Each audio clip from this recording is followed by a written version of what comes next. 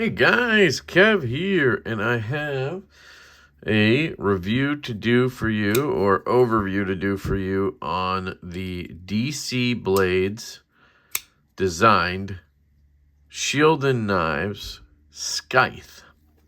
So you'll see here it says Scythe, has the DC Blades logo, and then you have the steel 154 cm, and of course you have the Shieldon logo right here. So this is obviously made in China by Shieldon Knives.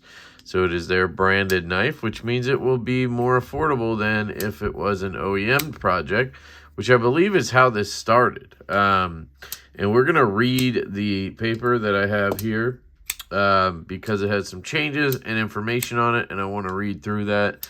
But I like to get my impressions and, do my review based off of an unbiased kind of situation. So I didn't read that yet. We're going to read through it now in a second. This does have polished black micarta, which is really cool. The backspacer, I think, is G10, but the rest is polished black micarta. You have a deep carry budget kind of clip over here, but that's changing. It's going to be a reversible wire clip, which is cool. You have a really interesting handle. It's almost sway backy. It's not, but it's kind of like a bone shape, right? And then obviously you have the kind of party trick here, which is the Scythe blade or Pakal blade, and it is a folding knife, so that tucks in there just like that. Of course, it sticks out of the handle. You can actually see under the blade there, that is the edge that you can see through. But because of that, you can reverse flick really nicely off of that. And you have a down swept flipper tab, or angled down flipper tab, for a really good push button action. In my unboxing, which was kind of like an unboxing of a bunch of stuff, I mentioned the D10 felt a little light. That was, I think, because of the cold or something. Because it came out of the box, and then I, obviously was flipping it. It could be, a touch stronger, but it certainly does not need to be. It's really fun as is, good to go. So honestly, I have no complaint about the D10, which, is important. Now, this is a prototype.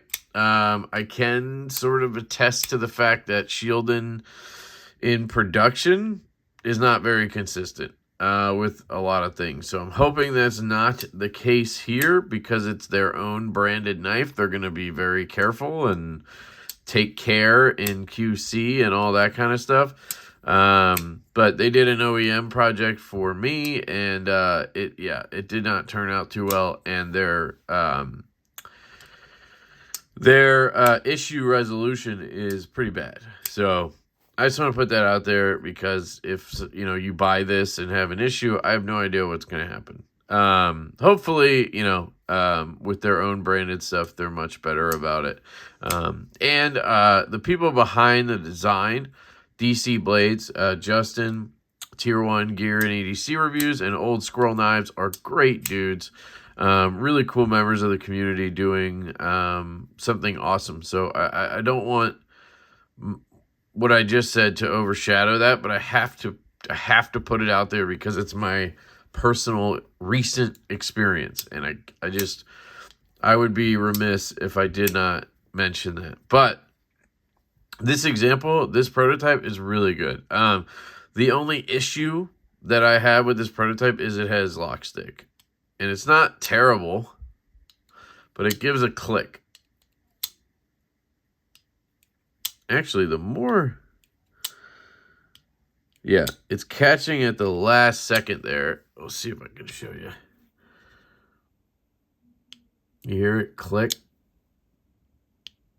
I'm pretty sure it's that last portion as it clears, pop, catching on there. Could just be a burr that needs to be knocked off.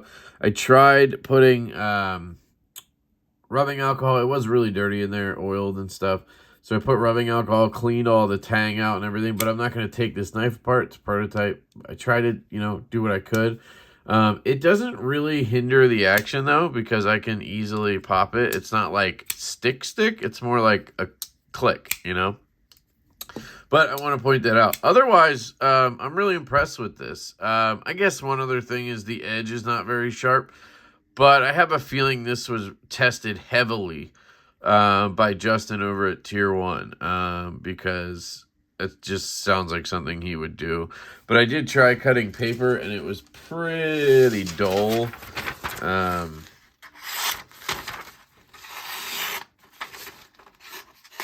Well, okay. Maybe it was just me. Oh, you know what? It wasn't paper. I apologize. It was, I was trying to cut plastic, like a bubble wrap mailer, like, boop, boop, boop, like this. And it was kind of having trouble getting through that. But maybe it was just the angle and stuff. Plus, obviously the point of this knife has nothing to do with using this edge like this. But it does cut. It's not like super sharp. Like up here, I struggle to, you know. But I wonder if because of the way it's made, it's supposed to thicken out up here maybe, you know. And then back here is kind of your cutting edge. I don't know. You guys tell me if you're an expert on Pacals. But it's fine, right? And I'm sure in production it would be sharp. That's one thing Shieldon does do well is grinds and sharpening it. I mean, at least in my experience. So, all right. So aesthetically, this guy is cool as hell. I am not a tactical knife guy. 100% not a tactical knife guy. I have nothing against tactical knives. And I know a lot of people are like, oh, you just, you know, you're anti-tactical. Like, what? And it's like, no, that's not what I'm saying. What I'm saying is I just don't personally enjoy that aesthetic, right? And I don't need that application. Doesn't mean it's not cool. Doesn't mean you shouldn't, right? It's just my personal. I'm more into the low drag, right? This is high speed. I'm low drag. So, anyway, but this looks absolutely fantastic. I never thought I would be, like, digging a Pacal Scythe looking blade. But I do. It's really cool. When these drop, I will probably pick one up. A lot of that will be to support my friend, Tier 1, Justin. But, you know, another reason for it is it's fucking cool. I really like this knife. I am surprised at how much I actually like this knife. Based on what I thought going in, which was like, yeah, I'd probably think it's, you know, interesting or whatever. But not, like, actually want the knife, you know, but I do. So anyway, really cool blade shape. I don't know what I guess you just call it a raptor claw, a karambit, a scythe, a Pacal. I don't know what all those things mean. I don't know the definitions like I do kind of with sheep's foot, orny, you know, drop point, that kind of thing. So you guys tell me, please, in the comments. The handle shape's really cool. I love the kind of bone shape. Really unique. You have plenty of access to this lock bar right here. No problem. Great flipper tab with good jimping. The ergos. So if you hold it like this is where I got a little confused because there's a lot of jimping right here. And like, is this a grip you're supposed to use? Like, are you penetrating with that? Are you swiping with that? I would be, if I held it like this, I would be pinch gripping and then using that tip to needle something or, you know, dig a hole, or I don't know what the hell I would do with this thing. But, you know, again, I don't have any self-defense applications, tactical applications I use things for. So, but, you know, you could get into something like this, you know, if you needed to sew or, just kidding, I don't know. But my thought was you're supposed to hold it like in a reverse grip. Especially this grip is super comfortable. So I'm in a reverse draw. I don't fucking know. But anyway, I'm holding it like this, and now I can you know, I can go stabby, scream on you. You can roll it over this way because it's that bone-shaped handle. It's pretty neutral either way, right? But I just notice it feels more comfortable this way slightly. That's fine too, actually. You have a good landing spot. So they're going to be getting rid of this clip. It's going to be a reversible wire clip, which means this is going to be flat. You're not going to have this, which is going to be great. Which is probably why they did it, because they got the prototype and like, oh shit, this is a good spot for your thumb. Be better if it was just all flat, right? So here's a Talon grip, we'll call it. And this is, I take back what I said. This is probably your most comfortable, useful grip. You can slash, you can Doug Marcaida shit with this. Friday night gas stations are going to be an absolute shit show after these release. Because the whole point of this knife is that you're going to be able to get this style of knife in an affordable range. What is it? $60 to $70. So you're going to have a lot of people who can afford these. So you're going to have a lot of people at 7-Eleven on Friday night. And that's dangerous. So, all right, enough jokes. Ergos are really good, though. I got to say, loving the ergos. The carry is surprisingly fantastic. I carried this in my back left pocket because it's right hand only at this point. Again, production will be left hand carry. And it tucked away in my back pocket and disappeared. Had no problem. It weighs nothing. 3 ounces maybe, something like that. Lengthwise, I guess we could talk about some specs.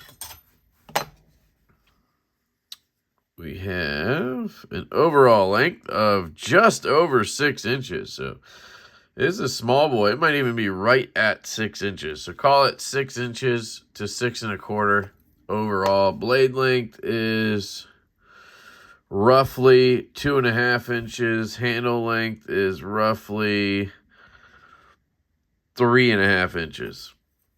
Hey, guess what? That equals 6. Great size, But yeah, the carry's fantastic. Obviously it has this hump, but I didn't notice that in pocket. If I take a standard knife, right? Like here's a knife I carry in my pocket, right? Pocket drop style. About the same with this and that. Comes out to about the same. Here's a Vero Synapse. It's not like crazy taller. It is taller, but not by like a long shot. It's it's fine. I don't see. Here's a size comparison to the Synapse. I don't know why I'm comparing it to a Synapse, but what else we got? Pony Stout? Nope, doesn't make sense. Native 5. There you go, Native 5. What's something that I have that's kind of budget would make sense here? Oh, here. Vosteed Nightshade with Hull. Got a couple of tactical-ish knives here, right? This is a good Friday night knife as well. Yeah, it's 2023, the year of the Friday night gas station fight. Cutting. So we talked about cutting earlier. The blade doesn't feel super sharp to me. This knife is not for cutting paper. You could definitely get by using this for EDC if you wanted to. I'm sure I could get into a package. Let's try it. Like, here's the one it came in. I cut that just fine. You could cut that just fine. Reverse grip it. If you want to be Doug Marcaida at the kitchen table, there you go. So, it would work for sure. So you can get away with it. But yeah, it's not like super razor sharp. It doesn't have the thinnest edge ever. That is not the point of this. It has a very spiky tip. That is the point of this. Action / fidget factor. This is where this knife stands out. Okay, so what do I mean? When you think of Pikal, Karambit, any tactical blade like this, right? That you can, grip like this or whatever, right? I think of washers. I think of, CRKT with their Provoke where you kind of click it out, and maybe that's kind of fidgety, but you get to click it out. That's it. And then you got to two-hand it closed or whatever. You don't think of a knife that is on bearings with a great detent that has really good, smooth action. Like, I have sat there for you know, minutes at a time doing this. Just flipping and shaking because I enjoy the action of this knife so much. And then on top of that, not only do you have this wonderful, I mean, absolutely spot on flipper tab. Like, whoever designed this flipper tab absolutely just knew what they were doing. I mean, you guys knew what's up. That is freaking money. And then you can just bury your finger into the blade and flick it out. No problem. I mean, it's extremely repeatable. I'm not struggling over here to do this. I'm not like, you know, wincing or like, you know, digging my finger in like crazy. I'm just kind of putting my finger on the blade, firing it out. And the detent is still money on the push button or the light switch, whichever one you want to do. Left-handed, same thing. I mean, yeah, I'll miss it occasionally, but pretty hard to miss it. Now, could you potentially slide your finger under there and maybe like nick yourself? I don't think so. I'm not touching that part. I'm touching the blade, right? Like I'm right there. I'm not under that, if that makes sense. So you can reverse flick this, no problem. This thing's fucking cool, all right? And then closing, she'll drop and shake. I mean, come on. Dead nuts, down the line, no play, up, down, left, right, nothing. Yeah. Looks like she's going to be on 5mm 3/64 ball. So you could put skiffs in here if you wanted to. Again, it's that new size, but it would work. So that is my overview of this knife. I love it. I want one. I will get one. I think it's dope. Would I even buy one if they ended up making a premium version in titanium and shit? Yeah, I probably would. I would want it to still be a liner lock though. You know, or even they could run with this. I mean, they could do a button lock version. They could do axis style lock. They could try different shit, you know. You could even put a hole in here and try to make it just a flicky knife. You know, you could do whatever. It's a really cool platform. All right. So that's enough on that. Let me read this, and then I'll get you guys out of here. Let me put on my reader voice. I really need a drink, but gonna muscle through.